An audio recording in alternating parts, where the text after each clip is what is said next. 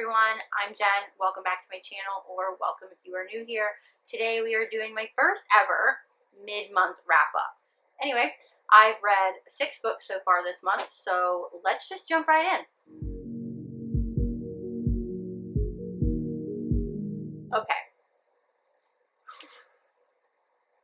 I definitely started the month off with a bang. Like a big old bomb. This book, or books, have been on my TBR for quite some time. But this is a type of book that will sit on my TBR because I want to like it so much, and there's so much hype that if I don't like it, I'm going to be extremely disappointed, and that's probably going to put me in a book slump. But apparently March was the month. I bit the bullet, and I read them. And I'm talking about The Cat and Mouse Duet by H.D. Carlton, which is Haunting Adeline, and then Hunting Adeline. I don't have Hunting Adeline in physical copy right now. It is coming, but oh my damn. To say that I absolutely love this duet is an understatement. Also, I don't know what that says about me that I love this so much, but I did. First and foremost, I have to say, trigger warnings. Please check your trigger warnings. Listen, guys, this is extremely dark, especially the second book. Even if you don't typically check trigger warnings, maybe check them for these, because these trigger warnings are explored in these 2 books in graphic detail. Mental health is a thing. Your mental health matters, so please, if you need to, please check trigger warnings. However, oh my damn, these 2 books have done something to me. This duo has definitely skyrocketed up there to my favorites of all time. I can't say enough about it. It was very good. It was very dark. Some parts were extremely hard to get through, but they made the book. They made the story. This follows Zaid and Addie, or Adeline. You do get a dual POV, thank God. This is captor-captive. There's a little bit of dom and sub relationship there. This is an extreme alpha male. And I know that there are other tropes, but I really don't want to dive too much into those because I feel like they would give certain things away.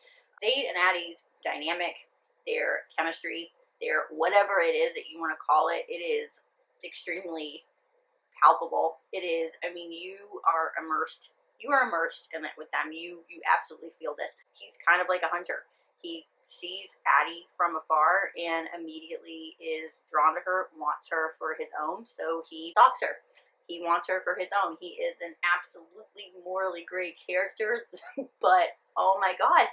But really, I don't think that I've heard anybody discuss him as, like, he himself will tell you that he's not a good guy. However, he does good things professionally, but he is definitely morally gray when it comes to his personal life and when it comes to Addie. I loved the fact that he was willing to show Addie all sides of him, all the flaws that he has, or what he thinks, so that when she does fall in love with him, she falls in love with everything. There are no surprises. If you can fall in love with the bad, then, I mean, it's a done deal, right? There's just nothing that I can say to give this book justice other than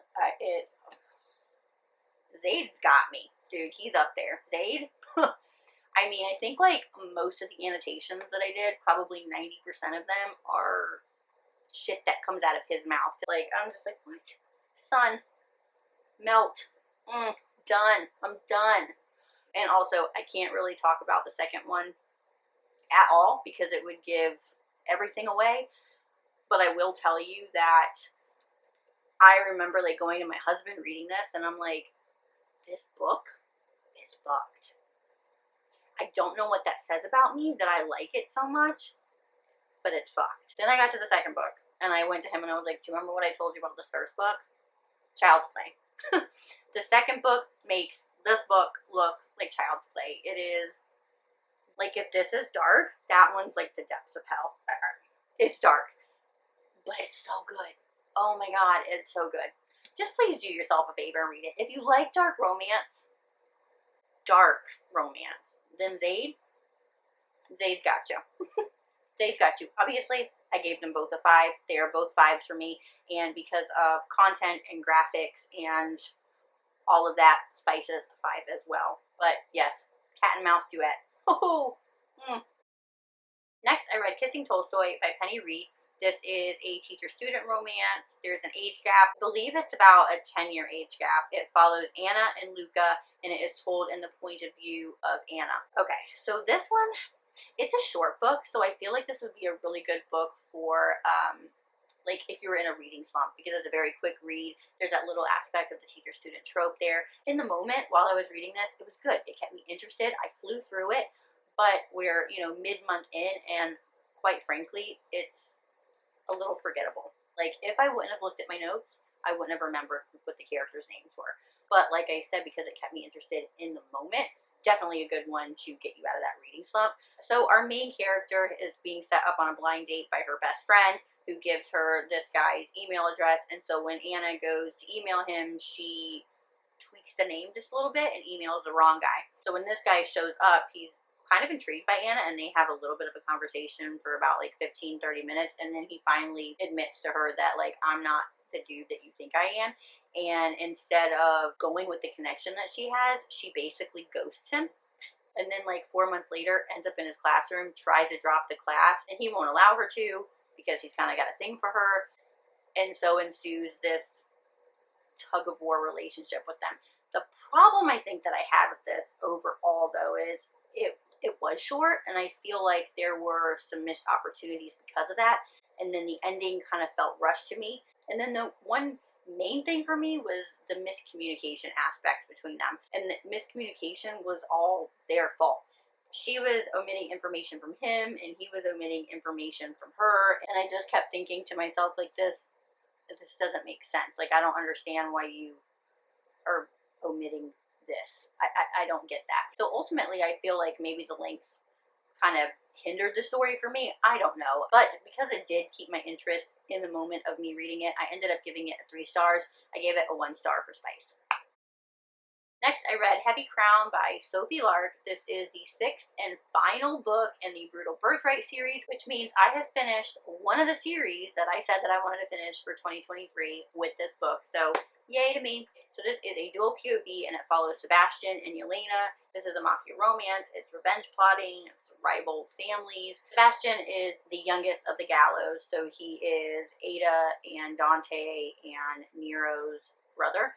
And don't get much of him throughout the first 5 books, just like little snippets of him, but he's always been a bit endearing to me. Like, I've always wanted those snippets of him. I'm always like, what's happening with Sebastian? Where's Sebastian? What's going on with Sebastian? Sophie Lark definitely finished with a bang on this one. This one definitely had a different vibe than the rest of the 5 books. It was definitely more violence for sure, and I feel like that was more brutal as well.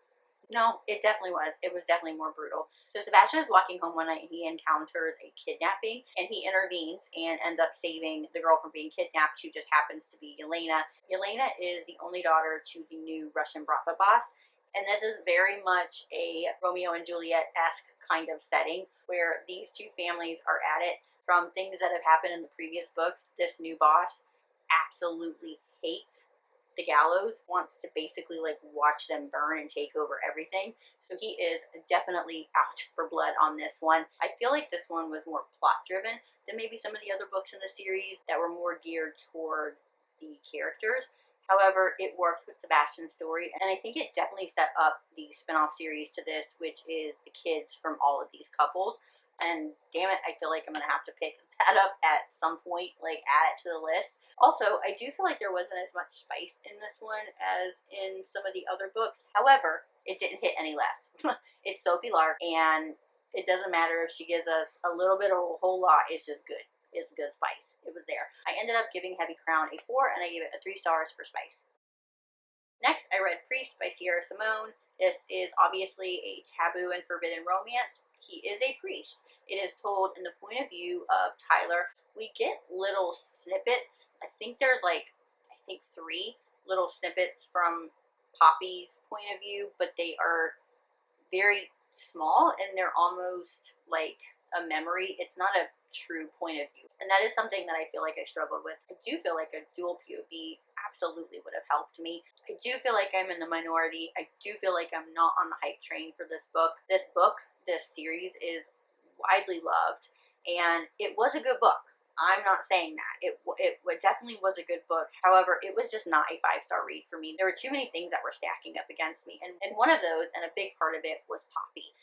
There were a lot of times throughout the book that I just wasn't quite for sure if I liked her or not. I wasn't really connecting with her, and at times I wasn't even sure that I was supposed to be liking her. It was almost like I was waiting for that proverbial shoe to drop. I wasn't quite for sure about her. I didn't know how to take her sometimes, and I think having her point of view, I mean, it obviously would have helped me a little bit because I really did struggle with her. Another thing, and I'm struggling with how to phrase this a little bit, is this is a very spicy book. Sarah Simone can write some spice, and honey, she does it very well. And what is wrong with me for even saying this, but it was almost like it was too much. I know, right? Like, how can you have too much sex? Well, I like an overall story. I just felt like I was lacking something with these characters. I needed more. It was very insta-lovey. I don't know. I just don't know. I can't quite put my finger on it, but I just wanted a little bit more. And I definitely would have liked more from Poppy. Will I continue on with the series? Yeah, I think I do want to pick up at some point the second book and just see if it fares better than this book. If I like it, then I'll continue on. If not, then it might just be a wash for me. I just don't know. Like, there was just something missing with me. Like, go back to the cat and mouse duet. There was a ton of sex in it. There was a ton of spice, but there was this overlying plot. There was something going on with the characters. There was this depth there, and like that, I wasn't getting that with this, and it was just lacking for me. So there it is. Don't come at me if this is one of your favorites. I still think it was good. I ended up giving it a 3.5. I did give it a 4 stars for spice. Next book we're going to talk about is actually an ARC. It is not out yet. It is set to come out on March 21st, so just a couple more days. I was fortunate enough to receive an ARC from the author, so thank you very much. It is Jagged Thorns by January James. This is a dual POV. It is a forbidden romance, a workplace romance, a forced proximity, enemies to lovers. It's a little bit of suspense. It's got a little bit of thriller. It's got this really intriguing gothic vibe to it as well. It's set on an island. I mean, it's just an overall good time. This one really surprised me. I wasn't quite for sure what to think about going into it. This is a new to me author, but I'm telling you, it really surprised me. Like I said, it is a dual POV and it follows Rupert and Vivian. I do feel like our MC could have had a better name, like Rupert. Just doesn't quite do it for me, so I can't really tell you too much, but Vivian goes to work on this very secluded island off the coast of Scotland that has just been like segregated from the rest of the world for like 100 years, and it's inhabited by billionaires. But they are starting to do selective tours on this island, and Vivian has been chosen to the tour guide.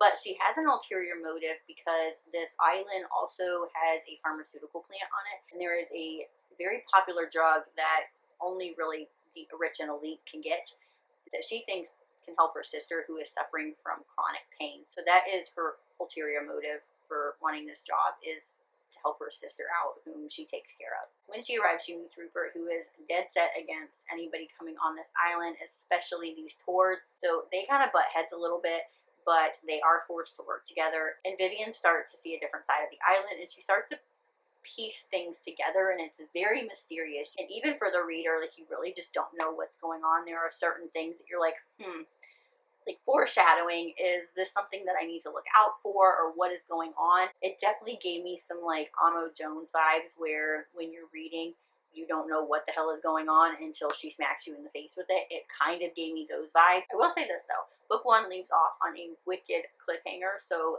be warned about that. But I do recommend this book. I think that these books are going to be kind of like a good aged wine. I feel like they are going to get better and better with each one. I'm really excited to get my hands on the second one because I just have to know after that cliffhanger what the hell is going on. But like I said, it is coming out on March 21st, and it will be available on Kindle Unlimited as well. I ended up giving this one a 4 stars, and I gave it a 3 stars for spice. And that's going to do it for our video today. Our mid-month wrap-up, 6 books. Not bad. I think I've had a pretty decent month so far. Let me know down in the comments what you've been reading or what you plan to be picking up for the rest of the month, or if there's something that's coming out that you're looking forward to, whatever it is. Just give me something else that I need to put on my TBR. Anyways, you know the drill. If you like this video, please give it a thumbs up and subscribe if you're not already so we can talk about more books. Until next time, happy reading. Bye.